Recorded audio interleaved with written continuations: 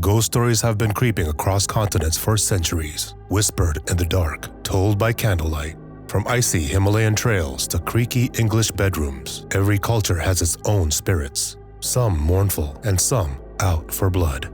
More than just spooky tales, each story will keep you up at night. All right, shall we begin? Bloody Mary. Stand in a dark room, hold a candle, stare into a mirror and say Bloody Mary 13 times. That is the dare. Some swear her pale or bloodied face will appear behind you. Others say she might scratch you or come out from behind the glass. The mirror is her gateway and she feeds on your fear. Folklorists link her to Queen Mary I of England and Ireland, who was called Bloody Mary for burning Protestant dissenters. Others blame a sadistic killer named Mary Worth, who haunted colonial America by slaves escaping through the Underground Railroad. Yet another story claims the legend is based on an unidentified woman who was burned at the stake during the infamous witch trials. In each of these tales, Mary's spirit hides in mirrors, ready to leap out. Historically, a popular divination ritual involved young women walking backwards up a flight of stairs in a dark house, holding a candle in one hand and a mirror in the other. As they gazed into the mirror, it was believed that they might catch a glimpse of their future husband's face. But there was also a chance that instead of a living face, they would see a skull or the image of the Grim Reaper, an omen that they would die before ever getting the chance to be a bride. Talk about always the bridesmaid, never the bride. In more recent versions of this ritual, Bloody Mary appears to individuals or groups who summon her through a specific form of catoptromancy. This involves standing in a dimly lit or candlelit room and repeatedly chanting her name into a mirror. The number of repetitions varies. Some stories say it's 3 times, while others claim it must be said 47 times before she emerges from the mirror. Plenty of people have sworn they felt her breath or heard her whisper. Over time, Bloody Mary has been reflected in popular culture. She inspired the horror movie Candyman, where repeating a name summoned a hook-handed spirit. Highly recommended classic horror, I might add. Rest in peace, Tony Todd. Yeti.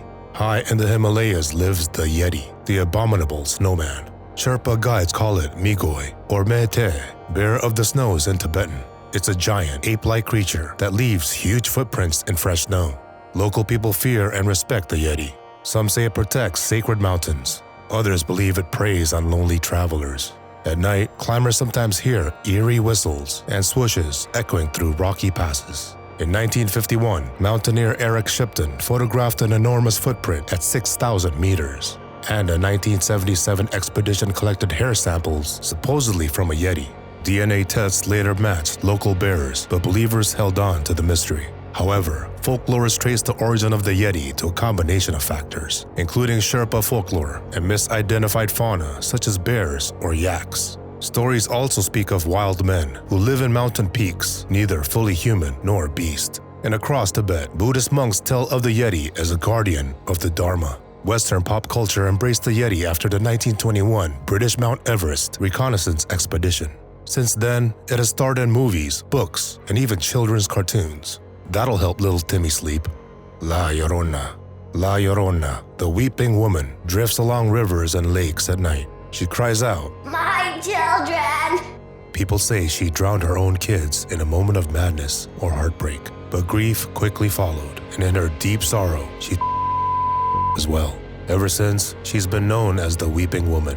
The earliest written record of La Llorona dates to 1550 in colonial Mexico City. Spanish chroniclers noted locals speaking of a sorrowful ghost by the lake. Folklorists link her to the Aztec goddess Chihuahuacoatl, who also waited for lost children. And others connect La Llorona to Doña Marina, known as Malinche, Cortez's interpreter and mother to mixed-race sons. In 1968, teenagers in a California juvenile hall facility claimed to hear her wails during the night. They said she tapped on cell doors, calling out for her children. Some staff members said the screams were unmistakable, but they refused to explain further on record. Till today, parents scare children into good behavior by whispering, "If you stay out past dusk, La Llorona will take you." Tough love. La Llorona inspired films, songs, and paintings throughout Latin America. Her story first appeared in 1933's La Llorona, filmed in Mexico. She embodies grief, guilt, and the lasting power of a mother's love marred by tragedy. Kuchisake-Onna. Next, we have Kuchisake-Onna, a woman who wears a mask and carries a pair of scissors, a knife, or some other sharp object. She's typically described as a tall woman, standing around 175 to 180 centimeters, though some claim she towers up to 8 feet, with long, straight black hair, pale skin, and delicate white hands. Many say she is strikingly beautiful. She approaches people walking alone at night and asks, "Am I beautiful?" If they answer no, she either strikes immediately using her long medical scissors to on the spot, or disappears, only to return under cover of night to them in their sleep. And if they answer yes, she drops her cover, showing a bloody slit from ear to ear, and asks again. A wrong answer means the victim's face will have the same fate. According to legend, Kuchisake-Onna was once a woman whose mouth was brutally slit from ear to ear during her lifetime. In Japan's most widespread version of the story, this disfigurement was caused either by a jealous rival, perhaps her own sister, or is the result of a failed plastic surgery or dental procedure. Folklorists identify her as an onryo, a vengeful spirit born from deep injustice or betrayal. According to them, after her death, she returned as a spirit seeking retribution. And to conceal her horrific scar, she hides her mouth behind a cloth mask, typically a surgical one, or sometimes with a hand fan or handkerchief, adding mystery to her terrifying presence. Kuchisake-Onna stars in horror manga, anime, and urban legend podcasts to this day. She reminds listeners of how quickly fear spreads in close-lit communities. Santa Compaña. Now in Galicia and Asturias, in northwest Spain, the Santa Compaña is said to exist, a ghostly procession of lost souls who wear white hooded cloaks. At midnight, a living person leads a line of spirits, each holding a lit candle. He is forced to wander the countryside, through quiet towns, dark villages, and shadowed forests. Compelled by supernatural forces, he walks silently at the front of the spectral procession, bearing a cross or a cauldron. But by morning, he remembers nothing and returns to bed before dawn as if nothing happened. But upon waking up, he feels drained and unrested, as though his soul wandered around all night. He might want to try monster energy. This curse does not lift on its own. The only escape lies in passing the burden to another person encountered during the procession. Someone willing, or perhaps unaware, who accepts the cross or cauldron. If the cursed leader fails to do so within several weeks, his health slowly fades. He grows pale, frail, and haunted, ultimately succumbing to the toll of the nightly march. After death, the curse quietly attaches itself to another unsuspecting villager, starting the grim cycle all over again, with the new bearer doomed to forget each night's eerie journey. Witnesses report smelling melted wax or seeing flickering lights in the misty fields. They ward off the procession by drawing Solomon's circle in chalk or by placing an iron horseshoe over a doorway. Some leash a black cat in the path, as folklore says the dead fear feline companions. Santa Compaña appears most often on All Saints' Day or St. John's Eve. Scholars connect it to the broader wild hunt motive. Across Europe, restless spirits march under moonlight to remind the living to honor the dead.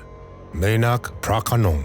Mae Nak is Thailand's most famous ghost, so much so that it's actually referred to as the Thai ghost. According to legends, in the early 1800s, Nak lived by the Phra Khanong Canal with her husband, Mak. While Nak was expecting their child, Mak was drafted into the Thai army and sent to war, where he was gravely wounded. Some versions cite the Kangtung Wars, while others remain vague. However, during his recovery in central Bangkok, tragedy struck. Nak and their baby both died during childbirth, their lives cut short before Mak ever returned home.